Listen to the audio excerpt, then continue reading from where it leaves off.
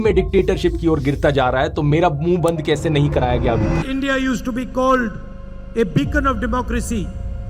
The rest of the world today says India's democracy is no longer a democracy. Auto rickshaw वाला मिला।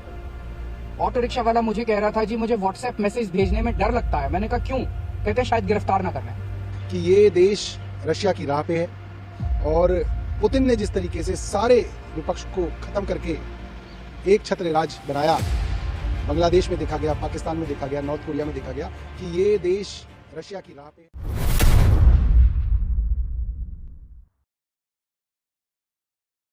India में dictatorship है, India north Korea बनने वाला है। जिस इंसान को 1% नॉलेज है पॉलिटिक्स की, आज वो भी बोल रहा है कि इंडिया में डिक्टेटरशिप है। तो बढ़ रही है वो बात अलग है, पर वो तो देखो डेमोक्रेसी ला रहा है एक तरीके से मोदी, हर चीज में अपनी चला रहा है कि अभी इलेक्शन में कांग्रेस के वो डेमोक्रेसी ला रहे, डेमोक्रेसी तो है, डेमोक्रेसी तो है हाँ बिल्कुल, और ज्यादा आ जाएगी अगर अब गवर्नमेंट डेमोक्रेसी तो अच्छी चीज है ना।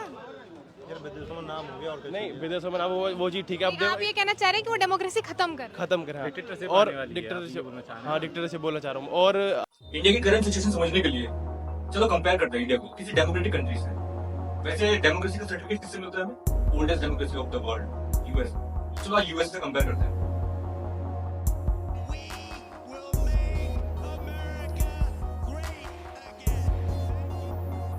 The faith. We preserve democracy. We are the United States of America. The United States of America. India में हमेशा से अपोजिशन ईवीएम की बात करता हुआ है। अगर यूएसए के 2019 के प्रेसिडेंशियल इलेक्शन की बात करें तो वहां पर जो बाइडेन प्रेसिडेंट बने थे और डोनाल्ड ट्रंप की पार्टी उस चुनाव को हार गई थी। पर डोनाल्ड ट्रंप की पार्टी ने वो उस हार को एक्सेप्ट नहीं किया और उनके जो डोनाल्ड ट्रंप के जितने भी सपोर्टर्स थे वो व्हाइट हाउस में घुस गए थे। आई थिंक ये न्यूज़ सबने देखी होगी। Confront this egregious assault on our democracy, and after this we're going to walk down, and I'll be there with you. We're going to walk down to the Capitol.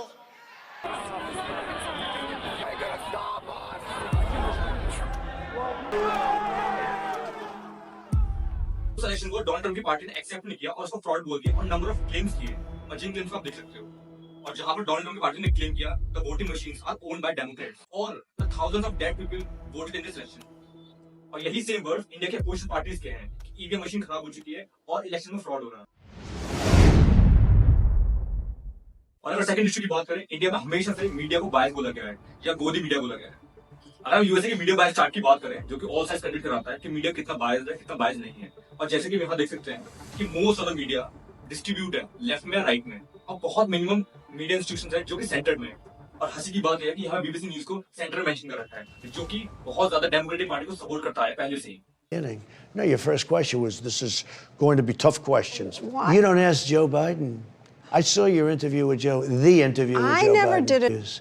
He's never been asked a question that's hard. Okay, but have you noticed how some in the media just suck up to some politicians? I'm struck just in your presence. Struck in her presence. Looking you in the eye with your passion that you are displaying. Republicans are treated differently. If I may finish just answering. Well, let me this just. is really important. I'm gonna go ahead and interrupt you.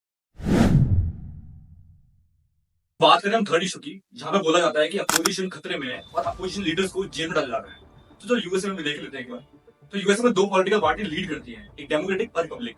तो Republican की जो party के जो main leader है Donald Trump, उनके साथ क्या हो रहा है आप खुद देख सकते हैं। 2024 में यूएसए के प्रेसिडेंशियल इलेक्शन है और जहां पर डोनाल्ड ट्रंप के ऊपर क्रिमिनल चार्जेस लगा रखे हैं और उनको जेल में डालने की कोशिश करी जा रही है। ये मैं नहीं, विवेक रामास्वामी बोल रहे हैं जो कि यूएसए में एक बहुत इंपॉर्टेंट लीडर है रिपब्लिकन पार्टी से। It's another sad moment in our country's history. The 45th President of the United States, Donald Trump, has yet again been indicted by the Biden DOJ, a political party in power that is now repeatedly using police force to indict and arrest and potentially eliminate its political opponents from competition. और अगर fourth issue की बात करें, जहां पर बार बार ये emphasise किया जाता है इंडिया में कि बहुत ज्यादा प्रोटेस्टर्स हैं उनको बहुत ज्यादा पीटा जाता है गवर्नमेंट के द्वारा, पुलिस के द्वारा। तो देखते हैं कि यूएस में क्या हो रहा है। It is a protest movement that's spreading. This is the University of Southern California, one of many flashpoints across the country. The police have issued a dispersal order on the USC campus. They've warned students that if they remain here, they will be arrested. witnessing the arrests, examining the motives. Why? तो recently एक university में बहुत सारे student Palestine की support में protest कर रहे थे, और जहां पर गवर्नमेंट ने 2 दिन के अंदर वो प्रोटेस्ट बंद करा दिया फोर्सफुली, सिर्फ ये कहते हुए कि लॉ एंड ऑर्डर मेंटेन करना बहुत जरूरी है। तो फिर क्वेश्चन ये आता है कि अगर इंडिया में डेमोक्रेसी नहीं है, यूएसए में डेमोक्रेसी नहीं है, तो फिर डेमोक्रेसी है कहाँ? एंड यही सेम सिचुएशन को यूरोप में भी देखा गया, जहां पर जर्मनी में कुछ स्टूडेंट प्रोटेस्ट कर रहे थे पीसफुली, वहां पे पुलिस ने उनको ब्रूटली तरीके से उनके प्रोटेस्ट को सप्रेस किया।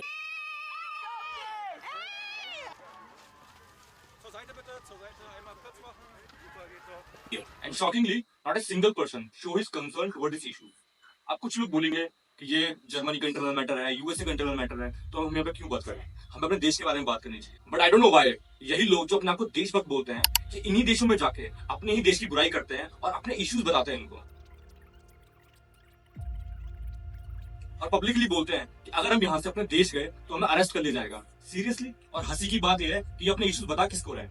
वो कंट्री जिसने हमारे ऊपर 200 साल राज किया, जिसने एक्चुअल में डिक्टेटरशिप क्या होती है वो बताया। बट ऐसा क्यों? ये लोग अभी तक यही सोचते हैं कि these countries are superior than India. इसलिए डेमोक्रेसी का सर्टिफिकेशन तो बहुत जरूरी है। इंडिया में डेमोक्रेसी है या नहीं है ये कौन बताएगा? ये यही कंट्री बताएंगी। तो इनसे सर्टिफिकेशन लेना बहुत जरूरी है। और जबकि यही लोग अपने ही देश को बिलीव नहीं करते, ये बात करें जुडिशियरी की हो, या इलेक्शन कमीशन की बात करें, या दिल्ली कमीशन फॉर वुमेन की चेयरपर्सन की बात करें, या सर्जिकल स्ट्राइक को लेकर आर्मी पर सवाल उठाना हो, ये किसी पर बिलीव नहीं करते। अगर मैं बात करूं सिटीजनशिप अमेंडमेंट एक्ट की, तो यही लोग थे जो प्रोटेस्ट कर रहे थे कि गवर्नमेंट माइनॉरिटीज को देश से बाहर निकालना चाहती है और डिक्टेटरशिप इंडिया में आ रहा है। अगर हम यही सेम सिचुएशन की बात करें वेस्टर्न कंट्रीज में, तो आपको पता होगा यूएसए किस तरीके से सफर कर रहा है इस प्रॉब्लम से। I think the only thing that people in the United States and politicians can agree about on immigration is that the system is broken. I think it's gotten more broken, if that's possible, in the 30 years that I've been working on this issue. 2023 saw record-breaking numbers of migrant crossings at the southwestern border, with Border Patrol reporting nearly 250,000 encounters in December alone. They're poisoning the blood of our country. That's what... और यही same issue European countries भी face कर रहे हैं। इसी की वजह से वेस्टर्न कंट्रीज स्ट्रिक्ट एक्शन लेना चाहती हैं इलीगल इमिग्रेंट्स के ऊपर।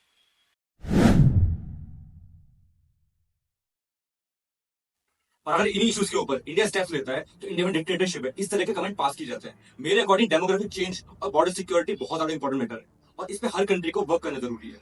और मैं बस यही कहना चाहूंगा, अपने कंट्री को डिफेम करना बंद करें, क्योंकि अगर आप जिस तरह का वर्ड यूज कर रहे हो डिक्टेटरशिप, इंडिया में डिक्टेटरशिप नहीं है, इंडिया में स्ट्रॉन्ग सेंटर है। और ये रिस्पॉन्सिबिलिटी है किसकी?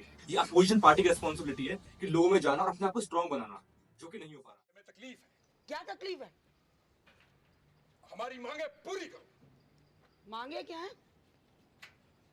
इंकलाब जिंदाबाद। हाँ वो तो ठीक है, पर मांगे क्या है? तानाशाही नहीं चलेगी। किसकी? किसी की। अरे मांगे तो बताओ।